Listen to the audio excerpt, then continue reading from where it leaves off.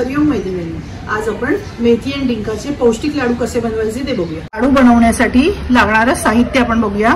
बदाम आणि पिस्ता, गूळ, मेथी पावडर, मुगाची डाळ, गव्हाचं पीठ, डेसिकेटेड कोकोनट, डिंक, खारीक पावडर। हे लाडू बनवण्यासाठी मी A2 गाईचं तूप वापरलेलं आहे।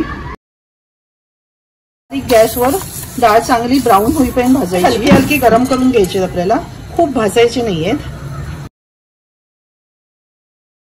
मी डिंक फुलवण्यासाठी तूप घालून घेते कढईमध्ये।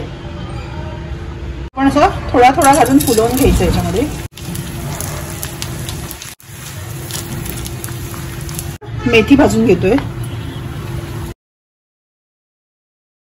आपली मेथी खमंग भाजून झालेली आहे।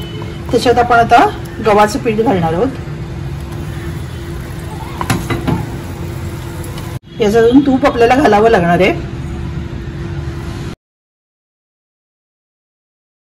इथे गव्हाच्या पिठामध्ये मी भाजलेला डिंक, बदाम, पिस्ता, मेथीची पावडर सगळं असं मिक्स करून घेतलंय।